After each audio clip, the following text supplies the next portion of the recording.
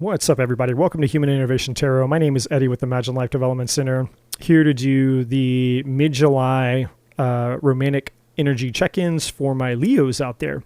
If you're new to my channel, I would greatly appreciate it if you would click the like, share, and subscribe button for me. All the other information you need to know is in the description box below. So what we're going to take a look at is the current hurdles, obstacles, and challenges that you guys are facing in love and romance. We're going to take a look at the advice, what you guys need to do to overcome those challenges. So this will be the most important part of the read. And then we're going to take a look at the outcome, what you can expect if you listen to the advice. All right, so let's dive in. What is the major obstacle that my Leos are facing in love and romance? This reading will go for the next 30 days, just as an FYI. So the first card out, we have decisions. So right now, you guys are struggling either with making your mind up about what you want in love, or some of you could just have a lot of, you could have a lot of options, like a 7 of Cups. Like maybe you're being a little bit of a player, or maybe you're struggling with commitment. It could be any of those energies. We'll know when we clarify. What's the advice?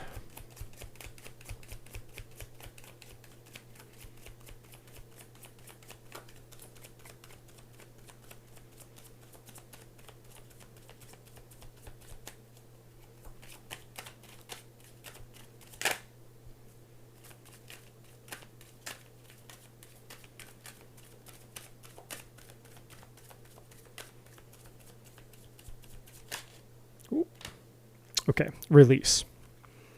Yeah, there's something you guys need to release here. We'll find out what that is when we clarify as well. It could be releasing the fear of missing out, you know, and just releasing the fear that you're going to make a wrong decision, that you're going to make a bad choice, something of that nature. But we'll find out. And what's the outcome?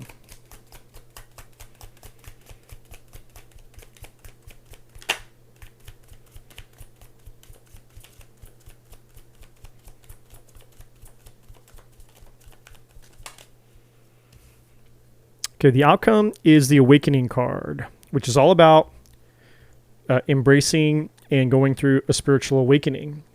And it's also a card of clarity in terms of having new information, having new insights. In other words, when you awaken to a new concept, or you awaken to, you know, new information that you never had before, right? So like if somebody teaches you something that you didn't know how to do, you've now become awakened to that process. Like, oh, now I know how to do this myself, right? So it could be any of those things. Now at the bottom of the deck, we have investments. So this could have to do investments or anything that is valuable to you. Could be anything. Could be literal, could be tangible, or it could be intangible. It could be physical. It could be invisible. It's anything that you place a high value on, right? So, you know, for some of you, that could be the relationship itself. For some of you, it could be your work right now. It could be your money. It could be your health, whatever that is for you. So let's see here. Why is the decisions card here?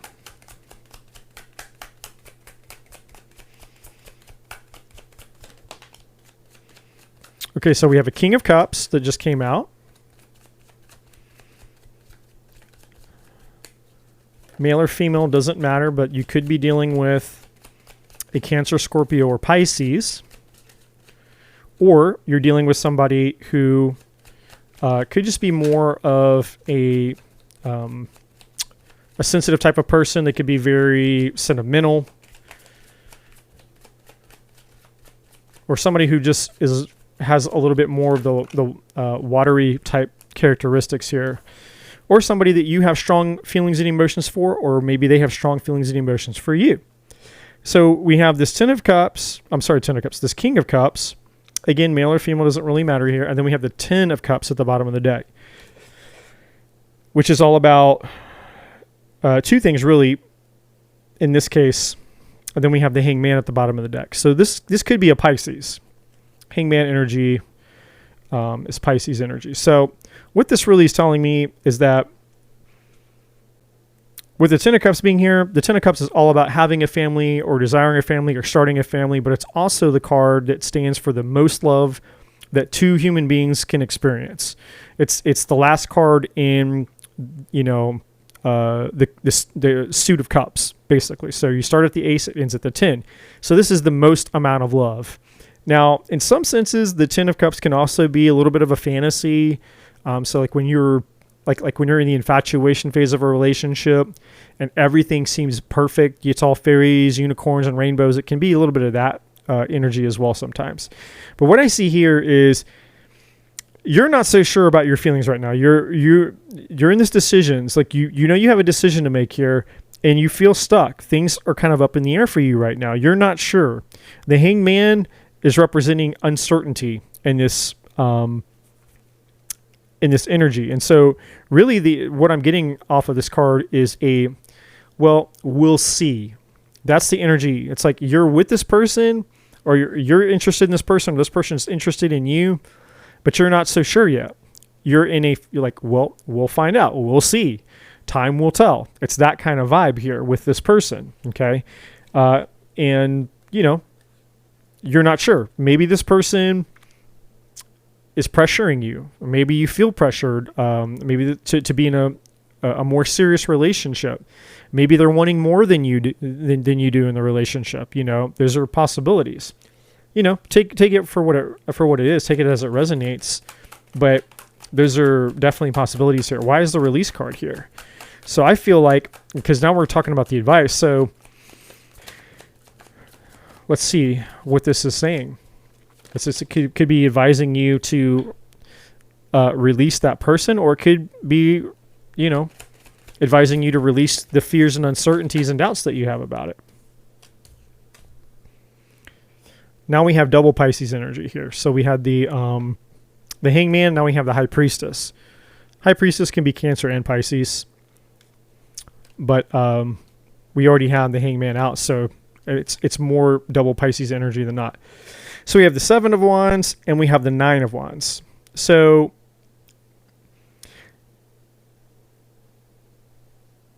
yeah, I feel like, so let's start here with the High Priestess, because this is major arcana. The High Priestess is all about trusting our gut.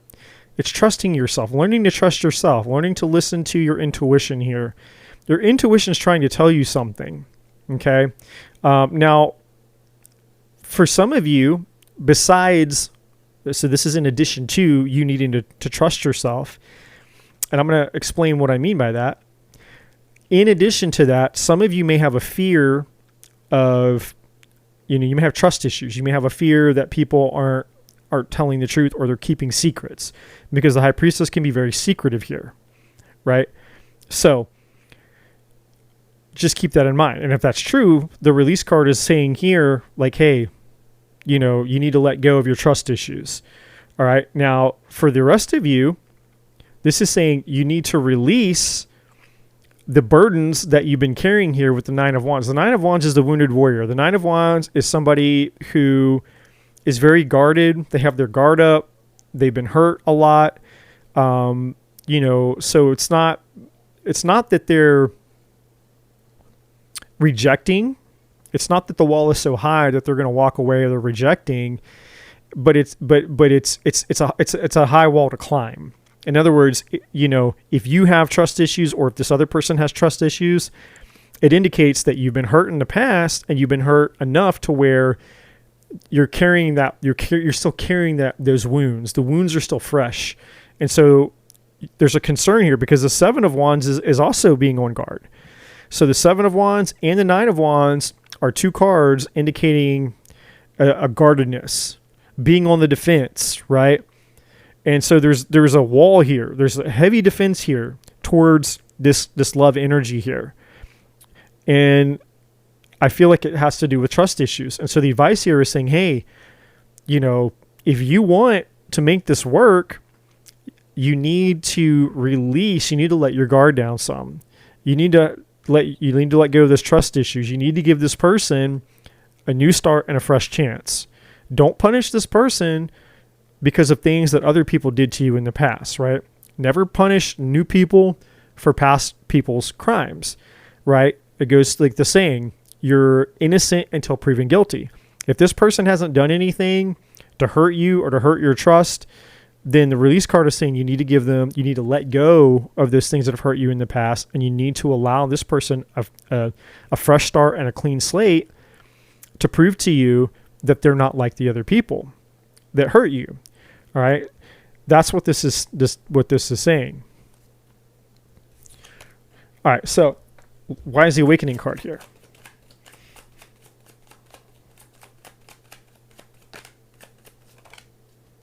The awakening energy is also tied to the high priestess in terms of listening to your intuition here. But this is the outcome. The outcome is saying, hey, if you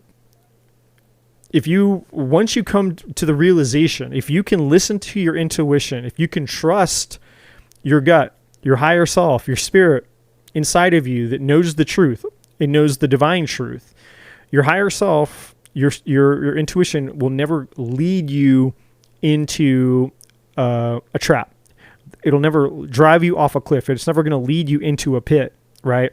Your intuition, if anything, that's what we call, the whole thing in relationships, red flags, ignoring red flags.